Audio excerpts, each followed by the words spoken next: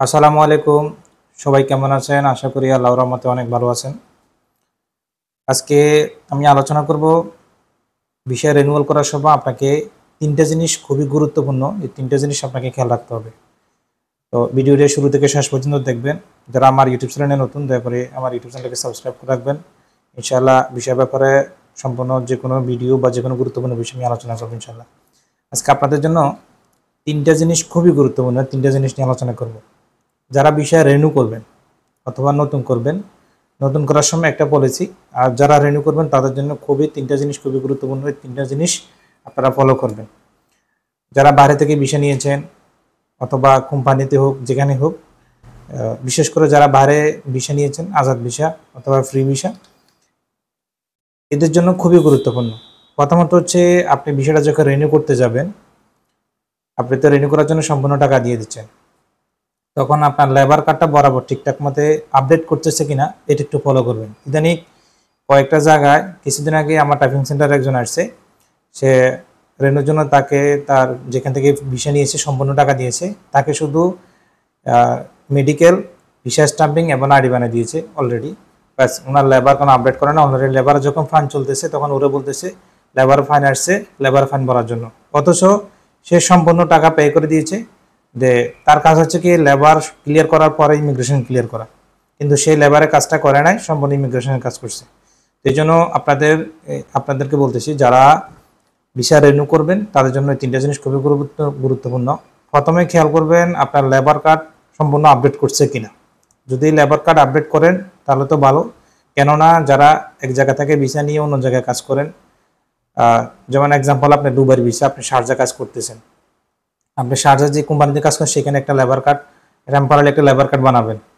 সেটা 6 মাসের হতে পারে, 1 বছর হতে পারে। এই বিষয়ে আমি পিছনে 2টা ভিডিও দিয়েছি, যারা দেখেন না তারা দেখে নিন, খুবই গুরুত্বপূর্ণ।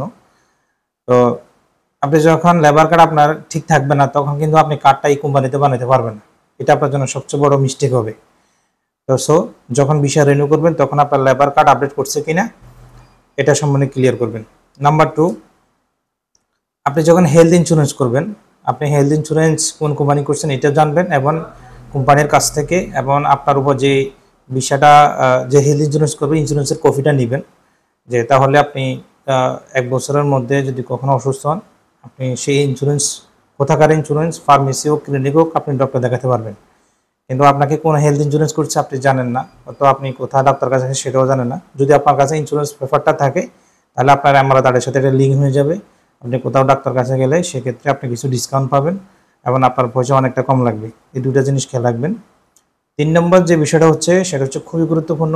আপনার ভিসা স্টাম্পিং করার সময় আপনার আইডির উপর কোন ফোন নাম্বারটা দেওয়া হয়েছে সেটা একটু দেখবেন।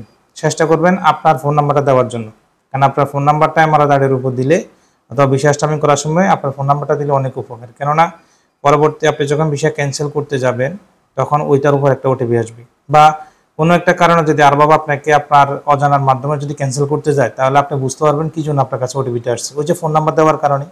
অথবা আপনার আর আইডির উপরে কোনো কিছু মডিফাই করতে যাবেন, তখনও কিন্তু আপনার ফোন নাম্বারটা দরকার হতে পারে।